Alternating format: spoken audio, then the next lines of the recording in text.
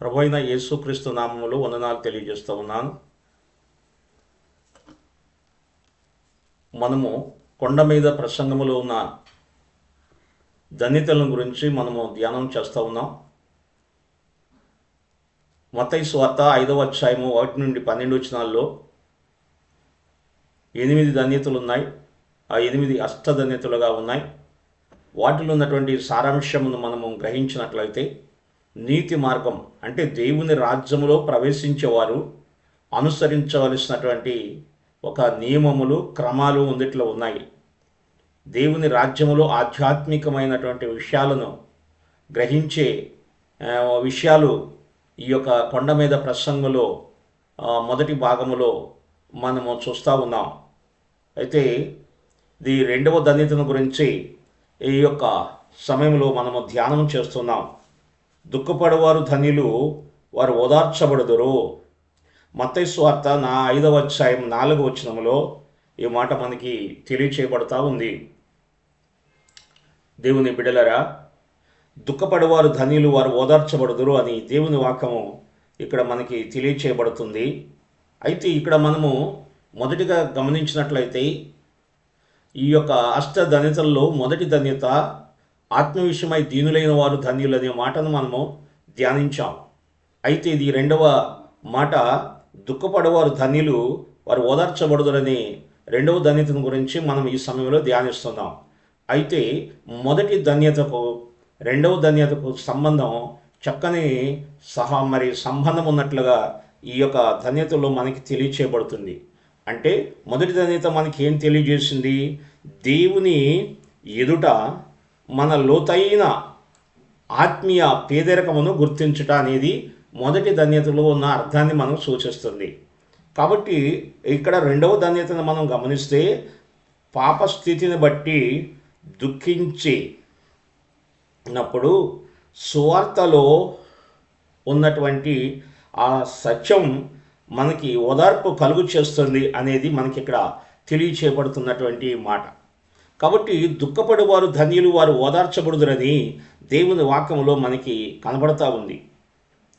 దేవుని బిడ్డలారా, ఇక్కడ మనం ఆలోచన చేస్తే, మొదటిగా దేవుని యొద్దకు వచ్చినప్పుడు మన స్థితిని మనం గుర్తించినప్పుడు, మరి దేవుని ఎదుట మన పాపస్థితిని మనం ఒప్పుకొని పశ్చాత్తాపడటం అనేది ఒక ప్రాముఖ్యమైన విషయమని ప్రభువైన యేసుక్రీస్తు వారు ఇక్కడ చెప్తున్నారు. దుఃఖపడేవారు ధన్యులు అనేది మాట ఎంతో శ్రేష్టమైన మాటగా ఉంది. ఇక్కడ మనము ఆలోచన చేసినట్లయితే, కొరింథీయులకు రాసిన 2వ పత్రిక 7వ అధ్యాయం 10వ వచనములో, దైవ చిత్తానుసారమైన దుఃఖము రక్షణార్థమైన మారు మనసును కలుగు చేస్తుంది అనేది భక్తుడైనటువంటి పౌలు గారు మనకు తెలియచేస్తున్నాడు. దైవ చిత్తానుసారమైన దుఃఖము అనేది ఏంది మనకు తెలియజేస్తుందంటే, దేవుని సంకల్ప ప్రకారము దుఃఖం. దేవుని సంకల్ప ప్రకారమైన దుఃఖం అంటే దేవుడు ఇచ్చే దుఃఖం. దేవుని ఆత్మ దుఃఖాన్ని కలిగించినందువలన విశ్వాసికి కలిగే దుఃఖం అనేది ఇక్కడ మనకి తెలియచేస్తుంది. ఎఫెసీ 4:30లో ఈ విషయం మనకు కనపడుతుంది. అంటే దేవుడు మరి ఆత్మ మనలను ఏం చేస్తుందంటే దుఃఖాన్ని కలుగు చేస్తుంది. అయితే ఇక్కడ దైవ చిత్తానుసారమైన దుఃఖము, లౌకికమైన దుఃఖము కూడా పౌలు గారు రాసినటువంటి ఈ పత్రికలు మనకు కనపడుతుంది. దైవ చిత్తానుసారమైనటువంటి దుఃఖము అనేది దేవుడిచ్చే దుఃఖం. అంటే దేవుడు మానవుని యొక్క జీవితంలో కలుగు చేసేటువంటి ఆ పశ్చాత్తాపంతో కూడిన దుఃఖం అనేది మనకు తెలియచేస్తుంది. కాబట్టి ఇక్కడ మనము ఆలోచన చేసినప్పుడు దేవుని వాక్యంలో మొదటగా మత్తయి సువార్త 3వ అధ్యాయం 2వ వచనములో, మత్తయి సువార్త 4వ అధ్యాయము 17వ వచనములో మనము మొదటిగా చూస్తే అక్కడ ఏం చెప్పాడు? మొదటిగా బాప్తిసం ఇచ్చే యోహాను దేవుని రాజ్యం సమీపం ఉంది, మారు మనసు పొందండి అని తెలియజేసిన మాట, యేసు ప్రభు వారు కూడా దేవుని రాజ్యం సమీపంగా ఉంది, మారు మనసు పొందండి అని చెప్పినటువంటి మాటలు మనం అర్థం చేసుకోవాలి.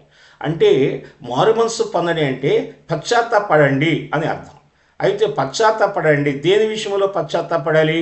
మానవులమైనటువంటి మనము పాపము కాబట్టి మన పాప విషయంలో మనము పశ్చాత్తాపడాలి. మరి మానవులైనటువంటి మనము పాపములో ఉన్నాము. పాపము వల్ల మన జీవితం మనకి మరి మరణం వచ్చింది. మరణము నుండి మనము తప్పించబడాలన్నా, పాపము నుండి మనం విడిపించబడాలన్నా మనము దేవుని ఎదుటకి వెళ్ళినప్పుడు మన స్థితిని మనం గుర్తించి మన పాపములను మనము ఒప్పుకోవాలి. అయితే పశ్చాత్తాపడటం అనే దానిలో ఒక ప్రాముఖ్యమైన అర్థం ఏంటంటే హృదయమును మార్పు చెందటం. పశ్చాత్తాపం అనేది హృదయము మార్పు చెందటం అంటే మనసు హృదయము పూర్తిగా మారటం అనేది మనకి తెలియచేస్తూ ఉన్నది. పశ్చాత్తాపడటం యేసు ప్రభువు చెప్పినటువంటి విషయం ఏంటంటే ఎవరైనా దేవుని రాజ్యములో ప్రవేశించాలంటే వారు పశ్చాత్తాపడాలి. దేని విషయంలో పశ్చాత్తాపడాలి? దేవుని సన్నిధిలో మనము మన స్థితిని మనం గుర్తించి మన పాపములను గుర్తించినప్పుడు దేవుని ఎదుట మన స్థితిని మనము బట్టి మనము పశ్చాత్తాపడాలి అని దేవుని వాక్యం మనకు తెలియజేస్తుంది. దేవుని బిడ్డలారా, అందుకని దైవచిత్తానుసారమైన దుఃఖము అంటున్నాడు పౌలు గారు. మరి దైవచిత్తానుసారమైన దుఃఖం అనేది ఎవరు కలుగు చేస్తున్నారు? పరిశుద్ధాత్మ దేవుడు మనకి కలుగు చేస్తున్నాడు. ఇక్కడ మనం అర్థం చేసుకోవాలి, రక్షణ కార్యంలో మొదటిగా మనకి మరి కలిగేటువంటి ఒక గొప్ప మరి ప్రతిఫలం ఏంటంటే దేవుని యొక్క కార్యం ఈ రక్షణ కార్యంలో ఏ విధంగా జరుగుతుంది? తండ్రి ఉన్నాడు, కుమారుడు ఉన్నాడు, పరిశుద్ధాత్మ దేవుడు కూడా ఉన్నాడు. అయితే ముగ్గురు కూడా మానవుని జీవితంలో ఈ రక్షణ కార్యాన్ని వారు పూర్తి చేస్తూ ఉన్నారు. ఈ రక్షణ కార్యం అంటే మారు మనసు పొంది మనం దేవుని రాజ్యములో ప్రవేశించి ఆయన నియమాల ప్రకారంగా క్రమ ప్రకారంగా జీవించే విధానములో తండ్రి, కుమారుడు, పరిశుద్ధాత్మ దేవుడు కూడా ముగ్గురు కలిసి మనలను ఈ యొక్క రక్షణ అనేది పరిపూర్ణతలోనికి మనల్ని నడిపిస్తూ ఉన్నారు. కాబట్టి దైవ చిత్తానుసారమైన దుఃఖం అనేది ఆత్మ కలిగి చేసే దుఃఖం. ఆత్మ మనకి దుఃఖాన్ని కలుగు చేస్తుంది. ఎందుకని? సువార్త దేవుని వాక్యం ఏం చెబుతుంది? మానవులందరూ పాపులే. పాపం నుండి మనం విడుదల పొందాలంటే దేవుని కుమారుడైన యేసుక్రీస్తునందు మనం విశ్వాసం ఉంచాలి. యేసుక్రీస్తు మన కొరకు ఆయన సిలువేయబడ్డాడు, ఆయన మన కొరకు మరణించాడు, ఆయన మన కొరకు తిరిగి లేచాడు. ఈ యొక్క సువార్తను మనము విశ్వాసంతో అంగీకరించాలి, నమ్మాలి. నమ్మినప్పుడు మరి మన పాప స్థితిని బట్టి మనము పశ్చాత్తాపడి ఒప్పుకున్నప్పుడు పరిశుద్ధాత్మ మనలను మరి ఒప్పింపచేసి మనలను ప్రేరేపించి నిజ పశ్చాత్తాపములోనికి, మారు మనసులోనికి, రక్షణలోనికి నడిపించడానికి ఆత్మదేవుడు మనల్ని మరి ప్రోత్సహిస్తాడు, పురికొల్పుతాడు, దేవునిలో జీవించే విశ్వాసంలోనికి మనల్ని నడిపిస్తాడు. కాబట్టి యేసుక్రీస్తుని విశ్వాసంతో అంగీకరించడం ద్వారా మనము మన స్థితిని మనము గుర్తించి ఆయన పరిశుద్ధుడు, ఆయన నీతిమంతుడు, మనము పాపులము. కాబట్టి ఆయన నీతిమంతుడైన యేసుక్రీస్తు మన కొరకు చనిపోయి తిరిగి లేచి ఉన్నాడు. కాబట్టి ఆయన విశ్వాసం ఉంచిన మనము మన పాపముల కొరకు మనం పశ్చాత్తాపడి మరి మారు మనసు పొంది దేవుని కొరకు ఒక నమ్మకమైన జీవితం మనం జీవించాలని ఈ యొక్క లేఖనం మనకు తెలియజేస్తుంది. కాబట్టి పరిశుద్ధాత్మ దేవుడు మనకేం కలుగు చేస్తున్నాడంటే దుఃఖాన్ని కలుగు చేస్తున్నాడు. ఆయన ఇచ్చే ఆత్మ ద్వారా కలిగే దుఃఖము అది మారు మనసుతో కూడినటువంటి ఆ దుఃఖము, పశ్చాత్తాపంతో కూడిన దుఃఖం. దేవుని రాజ్యములోనికి మనల్ని నడిపించి ఆయన రాజ్యములో మనము స్థిరమైన వారుగా, బలమైన వారుగా ఉండటానికి ఏర్పాటు చేసేటువంటి పరిస్థితి. కాబట్టి పరిశుద్ధాత్మ దేవుడు కలుగు చేసే దుఃఖం అది రక్షణార్థమైంది. మారు మనసుతో కూడినటువంటి దుఃఖము దేవుని రాజ్యంలో ప్రవేశించడానికి అది మనకు అవసరమైనదని దేవుని యొక్క వాక్యం మనకు తెలియజేస్తుంది. అయితే ఇక్కడ లౌకిక దుఃఖం అంటే, లౌకిక దుఃఖం అంటే మరి దేవుని సంబంధమైంది కాదు. లౌకిక దుఃఖం అనేది ఎట్లాంటిదంటే నష్టము, నిరాశ, నొప్పి, మరి లేక తను అనుకున్న కోరిక నెరవేరకపోవటం వలన కలిగే దుఃఖము అనేది దానివలన వచ్చేది. ఇది లౌకిక సంబంధించిన దుఃఖం. ఆ దుఃఖం కొన్నిసార్లు మనల్ని ఆధ్యాత్మికమైన స్థితిలో నుండి మనం దూరం చేస్తుంది, మరణానికి మనల్ని పాత్రులుగా చేస్తుంది. ఇది లౌకిక సంబంధించిన దుఃఖం. దైవ సంబంధించినటువంటి దుఃఖం మరి మనకి రక్షణను అనుగ్రహిస్తుంది, నిత్య జీవాన్ని మనకి ప్రసాదిస్తుంది. కాబట్టి ఆ విషయాన్ని మనము అర్థం చేసుకోవాలి. మత్తయి సువార్త 27:3-5 చూస్తే, అప్పుడు ఆయనను అప్పగించిన యోధ ఆయనకు శిక్ష విధింపగా చూసి పశ్చాత్తాపడి అనేది ఇక్కడ రాయబడింది. కాబట్టి ఇక్కడ మనము రెండు రకాలైన దుఃఖాలు, ఒకటి దైవ చిత్తానుసారమైన దుఃఖం, రెండవది లౌకిక సంబంధించినటువంటి దుఃఖం. అయితే దైవ చిత్తానుసారమైన దుఃఖం మనల్ని ఆధ్యాత్మిక విషయములో దేవుని రాజ్యములో మనల్ని ప్రవేశించేటట్లుగా చేస్తుంది. అది నిజమైన రక్షణలోనికి మనల్ని నడిపిస్తూ ఉంది. అయితే ఇక్కడ ఈ యొక్క రెండు దుఃఖాలు మనం చూస్తున్నాం. ఒకటి దైవ చిత్తానుసారమైన దుఃఖం, రెండు లౌకిక సంబంధించిన దుఃఖం. దైవ చిత్తానుసారమైన దుఃఖము నిజమైన పశ్చాత్తాపానికి సాదృశ్యంగా మనకు కనబడుతుంది. అయితే ఇక్కడ లౌకిక సంబంధించిన దుఃఖం అది నిజమైన పశ్చాత్తాపం కాదు. మనం ఒప్పుకున్నట్లు కనబడుతున్నాం, లేకపోతే నోటితో పాపాలు అపరాధాలు ఒప్పుకున్నట్లు కనబడుతున్నాం, కానీ అది నిజమైన రక్షణలోనికి మనల్ని నడిపించదు అనే విషయాన్ని మనము ఇక్కడ అర్థం చేసుకోవాలి. కాబట్టి ఇక్కడ యోధ మరి యేసు ప్రభువుని అప్పగించిన తర్వాత అతడు మరి గమనించి ఏం చేస్తున్నాడంటే పశ్చాత్తాపడుతున్నాడు. అయ్యో నీతిమంతుడిని నిరపరాధిని నేను అప్పగించానని పశ్చాత్తాపడుతున్నాడు. అతని పశ్చాత్తాపం నిజమైన పశ్చాత్తాపం కాదు. ఆ నిజమైన పశ్చాత్తాపం కాదది, లౌకిక సంబంధించిన పశ్చాత్తాపమే.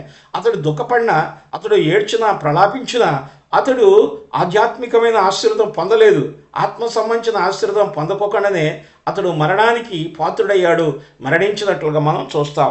కాబట్టి ఇక్కడ దేవుని వాక్యంలో కూడా మరి పశ్చాత్తాపం అనేది రెండు రకాలుగా కనపడుతుంది. దైవ చిత్తానుసారమైన పశ్చాత్తాపం, అదే లౌకిక సంబంధించిన పశ్చాత్తాపం. అట్లాగే వీళ్ళు మరి పశ్చాత్తాపడ్డారు కానీ నిజమైన పశ్చాత్తాపం పడలేదన్నట్లు మనకు అర్థం అవుతుంది. నిర్గమాకాండము మరి 9:27లో కూడా మనం చూస్తే, ఈసారి నేను పాపం చేసి ఉన్నాను, యెహోవా న్యాయవంతుడు, నేను నా ప్రజలు దుర్మార్గులము అని రాజైన ఫరో చెబుతున్నాడు. అంటే నోటితో చెబుతున్నాడు, నేను పాపం చేశాను, నేను దుర్మార్గుడిని, నేను నా ప్రజలు దుర్మార్గులం అని చెబుతున్నాడు.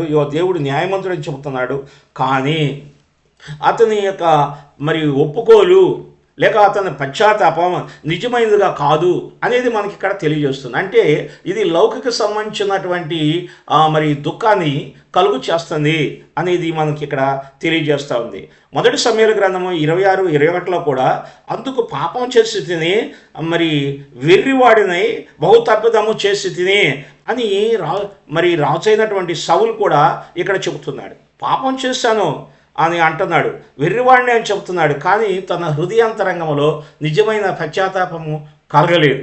అయితే కాబట్టి ఇక్కడ పశ్చాత్తాపము నిజమైన పశ్చాత్తాపం, ఒక నిజమైన పశ్చాత్తాపం అనేది ఆత్మ కలుగు చేస్తాడు, పరిశుద్ధాత్మ దేవుడు మనకి కలుగు చేస్తాడు. ఆ నిజమైన పశ్చాత్తాపం మనల్ని మరి మారు మనసులోనికి నడిపిస్తుంది. మరి లౌకిక సంబంధించినటువంటి పశ్చాత్తాపం నిజమైన పశ్చాత్తాపం కాదు, అది మనల్ని మరి మరణానికి నడిపిస్తుంది అని వాక్యం మనకు తెలియజేస్తుంది. చూడండి, సామెతల గ్రంథం 8:13లో యెహోవా యందు భయభక్తులు కలిగి ఉండుట చెడుతనమును అసహ్యించుకొనుటయే. కాబట్టి గర్వము, అహంకారము, దుర్మార్గత, కుటిలమైన మాటలు నాకు అసహ్యములు అని దేవుని వాక్యం మనకు తెలియచేయబడుతుంది. కాబట్టి ఇక్కడ మనం దేవునికి ఏది ఇష్టం ఉండదు, గర్వం అనేది, అహంకారం అనేది, దుర్మార్గత అనేది, కుటిలమైనటువంటి మాటలు అంటే ఆయనకు అసహ్యం.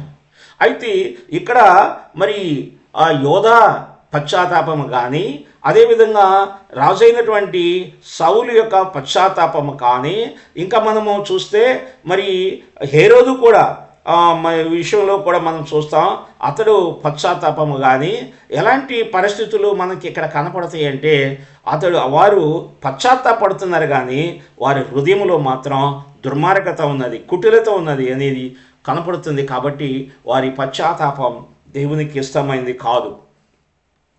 యాకోబు రాసిన పత్రిక 4:8-10లో దేవుని వాక్యంలో ఈ విధంగా ఉంది, దేవుని యొద్దకు రండి, అప్పుడైనా మీ యొద్దకు వచ్చును.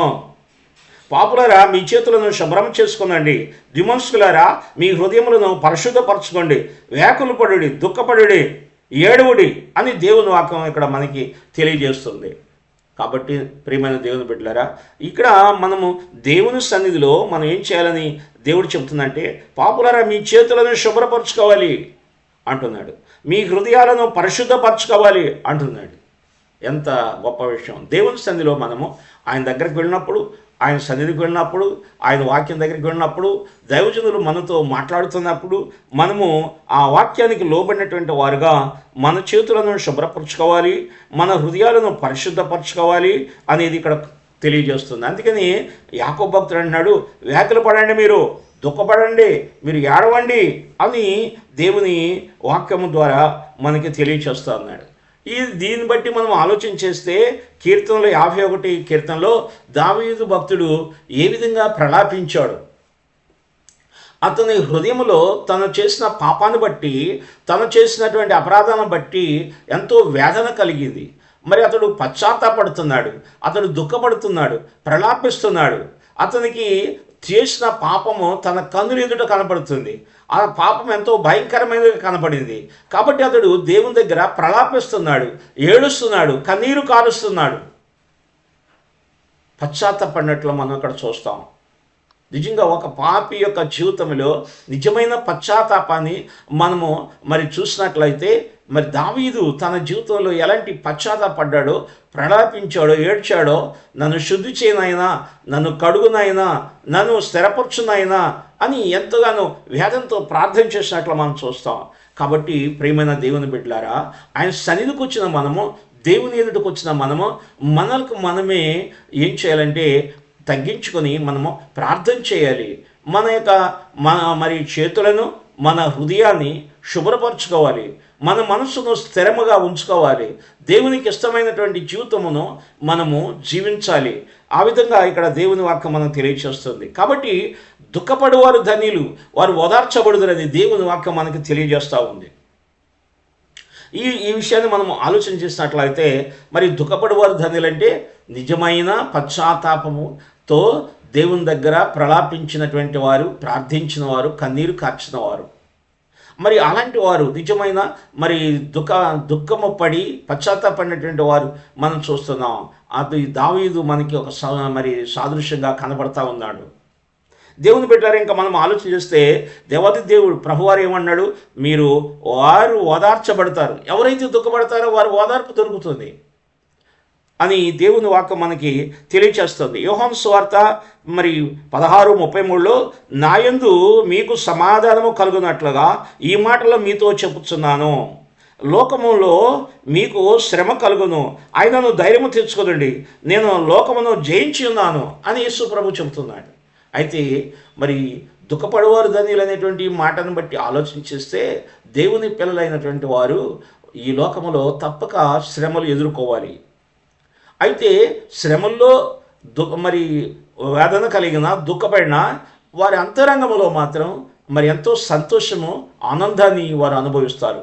ఎందుకనంటే ఆ దుఃఖము అది ఆ దైవ సంబంధించినటువంటి దుఃఖముగా ఉన్నది. ఆ దుఃఖము దేవుని ద్వారా కలిగినటువంటి దుఃఖముగా ఈ దుఃఖము ఉన్నదని మనకి తెలుస్తుంది. అందుకని యేసు ప్రభు ఏం చెప్పాడు, నాయందు మీకు సమాధానము కలుగునట్లు ఈ మాటలు మీతో నేను చెప్పుచున్నాను. మీకు శ్రమ కలుగును, ఆయనను ధైర్యం తెచ్చుకోనండి, నేను లోకమును జయించి ఉన్నాను. లోకాన్ని నేను జయించాను, మీరు ధైర్యం తెచ్చుకోండి. కాబట్టి మీరు శ్రమ కలుగుతుంది, ఆ శ్రమను బట్టి మీరు దుఃఖపడవద్దు, ధైర్యం కలిగి ఉండండి. ఈ లోకాన్ని నేను జయించాను అని యేసుప్రభు చెప్పిన మాటలు మనం అర్థం చేసుకోవాలి. ఇంకా అదేవిధంగా లోకాసువార్త 16:25లో కూడా దేవుని వాక్యం ఏం చెబుతుందంటే, వారు దుఃఖపడేవారు ధన్యులు, వారు ఓదార్చబడతారు అనే మాటకి ఇక్కడ చూస్తే మనం ఆలోచన చేస్తే, లోక 16:25లో ఆలోగుదనే లాజరు కష్టమును అనుభవించి నన్ను జ్ఞాపకం చేసుకున్నాము, ఇప్పుడైతే వాడు ఇక్కడ నెమ్మది పొందుచున్నాడు. లాజరు దేవుని సముఖానికి వెళ్ళినప్పుడు అక్కడ నెమ్మది కలుగుద్ది.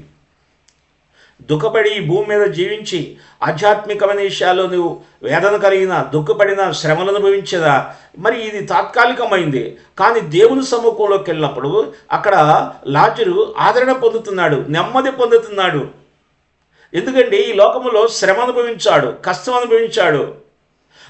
శ్రమ కష్టము అనుభవించినట్టు ఇక్కడ లోకంలో శ్రమ కష్టం అని అనుభవించాడు. అయితే ఇప్పుడైతే అతడు దేవుని సముఖంలో అతడు ఏం చేస్తున్నాడంటే నెమ్మది పొందుతున్నాడు. ఈ విషయాన్ని తండ్రి అయిన అబ్రహాము ధనవంతుడితో చెబుతున్నాడు. ఈ లోకంలో నువ్వు ఇష్టానుసారంగా సుఖించావు, ఇష్టానుసారంగా సంతోషించావు, కానీ ఇప్పుడు నువ్వు ఇక్కడ శ్రమ పడుతున్నావు. పాతాళంలో నీకు శ్రమ కలుగుతుంది. కానీ భూలోకంలో ఉన్నప్పుడేమో లాజరు శ్రమ పడ్డాడు, వేదన పడ్డాడు, కన్నీరు కార్చాడు. కానీ ఇక్కడ నా రాజ్యములో మరి అతడు ఏ విధంగా ఉన్నాడంటే ఓదార్పు పొందుతున్నాడు. దేవుని సముఖంలో అతడు నెమ్మది కలిగి ఉన్నాడు, సంతోషం కలిగి ఉన్నాడు అనేది ఇక్కడ తెలియచేయబడుతుంది. కాబట్టి ఇక్కడ దుఃఖపడేవారు ధన్యులు, వారు ఓదార్చబడతారనే దేవుని వాక్యం మనకి తెలియచేస్తూ ఉంది. అదేవిధంగా ప్రకటన గ్రంథము 21 వచనంలో కూడా మనం ఇక్కడ చూస్తే దేవుని వాక్యంలో మనం గమనించినట్లయితే వారి కన్నులు ప్రతి భాష బిందువును తుడిచివేయను. ప్రకటన గ్రంథము 2:21-14 మనం గమనించినట్లయితే వారి కన్నులు ప్రతి భాష బిందువును తుడిచివేయబడుతుంది. ప్రతి భాష బిందువు వారు తుడిచివేయబడుతుందని దేవుని వాక్యం చెబుతుంది. దేవుని సముఖంలో ఒకరోజు ఆయన పెళ్ళైనటువంటి వారు ప్రవేశించినప్పుడు అక్కడ ప్రతి భాష బిందువు తుడిచివేయబడుతుంది. ఇక్కడ నూతన ఆకాశము, నూతన భూమిలోనికి మనం ప్రవేశిస్తాం. అంటే ఈ యొక్క భూమి మీద ఉన్నటువంటి మనము ప్రభు సముఖానికి మనము ఎత్తబడతాం. సంఘము ఎత్తబడే రోజు అసదమైంది. ఆ సంఘము ఎత్తబడి ఎక్కడికి వెళుతుంది? మధ్యాకాశానికి వెళుతుంది. మధ్యాకాశానికి వెళ్ళిన తర్వాత ప్రభువు పరలోకం నుండి మధ్యాకాశానికి ఆయన దిగి వస్తాడు. సంఘము ప్రభువు కలుసుకునేటువంటి స్థలం మధ్యాకాశం.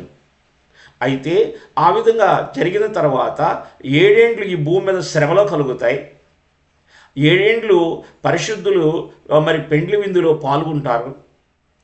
ఆ పెండ్లి విందులో పాల్గొన్న తర్వాత పరిశుద్ధులతోనూ మరి సంఘముతోనూ పరిశుద్ధ దేవదూతలతోనూ పరలోకము నుండి ప్రభువు మరలా ఈ భూమి మీదకి తిరిగి వస్తాడు. ఈ భూమి మీదకి ఆయన తిరిగి వచ్చినప్పుడు ఆయన యెరూషలేమును కేంద్రంగా చేసుకొని ఈ యొక్క ప్రపంచాన్ని ఆయన పరిపాలిస్తాడు. ఒకే రాజు, ఒకే రాజ్యం. ఆయన్ని రారాజుగా యేసు ప్రభువారు ఉంటారు. అయితే 1000 ఏండ్ల పరిపాలన అనంతరం మరలా ఈ యొక్క భూమి ఆకాశము గతించిపోతుంది. దేవుని పిల్లలైనటువంటి మనము దేవుని పరలోకము నుండి మరి మన కొరకు సిద్ధపరచబడినటువంటి నూతన యెరూషలేము పరలోకము నుండి దిగి ఈ నూతన భూమి మీదకి దిగి వస్తుంది. అప్పుడు దేవుని పిల్లలైనటువంటి మనము ఆ నూతన యెరూషలేము పట్టణములో మనం ప్రవేశించి దేవునితో ఆనందించేవారుగా ఉంటాం. అక్కడ దేవుడే మనకు దేవాలయముగా ఉంటాడు. ఆయన సన్నిధిలో మనము ఆనందిస్తాం. అక్కడ దేవుని పిల్లలైన వారు ఎంతో సంతోషిస్తారు, ఆనందిస్తారు. అలాంటి వారికి దుఃఖము లేదు, ఇక అక్కడ మరణము లేదు, అక్కడ ఎండ లేదు, వడగాలి లేదు, అక్కడ వేదన లేదు, కానీ అక్కడ సంతోషం ఉంది. ప్రభువు మన కన్నుల నుండి మరి వచ్చినటువంటి ప్రతి భాష బిందువును ఆయన తుడిచివేసి అక్కడ నెమ్మది, సమాధానాన్ని మనకు అనుగ్రహిస్తాడు. కాబట్టి అటువంటి కృప మనం పొందినట్లుగా ప్రభు ఇచ్చినటువంటి గొప్ప మాటను మనం అర్థం చేసుకుందాం. ఈ భూమి మీద మనము జీవిస్తున్నప్పుడు ఒకవేళ మరి ప్రభువు కొరకు నువ్వు జీవించినప్పుడు దుఃఖము, వేదన నీ జీవితంలో కలిగినా కానీ ఈ దుఃఖము మన జీవితంలో నెమ్మదిస్తుంది, సంతోషం ఇస్తుంది, సమాధానం ఇస్తుంది. ప్రభు సముఖానికి మనం వెళ్ళినప్పుడు ఓదార్పు పొందుతాం, నెమ్మది పొందుతాం, సంతోషంగా అక్కడ ఉంటాం. అలాంటి ఆ కృప కొరకు మనం సిద్ధపడదాం. దేవుని రాజ్యములో ప్రవేశించేవారు దుఃఖపడేవారు ధన్యులు, వారు ఓదార్పు పొందుతారు. మనం ఓదార్పు ఆయన ద్వారా పొందేటువంటి దినము ఒకటి ఉన్నదని, ఈ భూమి మీద మనము ప్రభువుని వెంబడిస్తూ విశ్వాసంతో మనం జీవించే ఆయన కృపలో మనం సాగిపోయే శక్తిని దేవుడు మనకు అనుగ్రహించాలని ప్రార్థన చేద్దాం. ప్రార్థన. మహోన్నతుడైన తండ్రి, మహోన్నతుడైన దేవ, పరిశుద్ధుడైన తండ్రి, మీ పరిశుద్ధమైన పాదములకు స్తోత్రాలు. మీ ప్రియ కుమారుడైన యేసుక్రీస్తు ద్వారా మీ సముఖానికి వచ్చే గొప్ప కృపను మాకు అనుగ్రహించినందుకు వందనాలు. మరి ప్రభువా, అదేవిధంగా మీ యొక్క మరి పంపిన ఆదరణకర్త అయిన ఆత్మ ద్వారా మీరు మాతో మాట్లాడుతూ దినదినము మనం బలపరుస్తున్నందుకు మీకు వేలాది స్తోత్రాలు. మీ యొక్క సన్నిధి, మీ సమాధానము మాతో ఉంచి మమ్మలను మీరు నడిపించమని మీ సన్నిధిలో నేను విజ్ఞాపన చేస్తూ ఉన్నాను తండ్రి. మమ్మల్ని జ్ఞాపకం చేసుకోండి. ఈ ఉదయకాలంలో నీ మాటలు వింటున్న బిడ్డలందరిని కూడా మీరు దీవించి ఆశీర్వదించమని, నీ కృపా కనికరములు నీ బిడ్డల మీద ఉంచమని, మీ నామానికే మీరు మహిమ తెచ్చుకోమని మీ సన్నిధిలో నేను ప్రార్థన చేస్తున్నాను. దేవా, మరి అనేక నిజమే నాయన, మీ రాజ్యములో ప్రవేశించాలంటే ఇదిగో ప్రభువా, మీరిచ్చిన నీతి సూత్రాలను మేము పాటించాలి, ఆ నీతి మార్గమును మేము అనుసరించాలి అనేది మీ యొక్క వాక్యం ద్వారా మాకు తెలియచేస్తున్నారు. దుఃఖపడు వారు ధన్యులు, వారు ఓదార్పు పొందుతారని మీరు తెలియచేస్తున్నారు తండ్రి. నిజమే, పరిశుద్ధాత్మ దేవుడే మాకు దుఃఖాన్ని కలుగు చేస్తాడు. అది నిజమైన దుఃఖం, అది నిజమైన పశ్చాత్తాపం, అది నిజమైన మారు మనసులోనికి మమ్మల్ని నడిపిస్తుందని నీ లేఖనాల ద్వారా మాకు తెలియచేస్తున్నందుకు వందనాలు. అయితే అనేక మంది నిజ పశ్చాత్తాప్తులై నీ రాజ్యములో ప్రవేశించిన వారుగా, నీ రాజ్యములో ప్రవేశించి నీకిష్టులుగా జీవించి నీ సన్నిధిలో సాగిపోయేటువంటి కృపను మీరు అనుగ్రహించమని మీ సన్నిధిలో ప్రార్థిస్తున్నాం. విన్న మాటలు దీవించండి, ఆశీర్వదించండి, నీ కృపతో నింపి బలపరచమని యేసు నామములో అడుగుతున్నాము తండ్రి, ఆమేన్. తండ్రి యొక్కయు కుమారుని యొక్కయు పరిశుద్ధాత్మ సహవాసము సన్నిధి మనందరికీ తోడుగా ఉండి నడిపించునుగాక. ఆమేన్. అందరికీ వందనములు.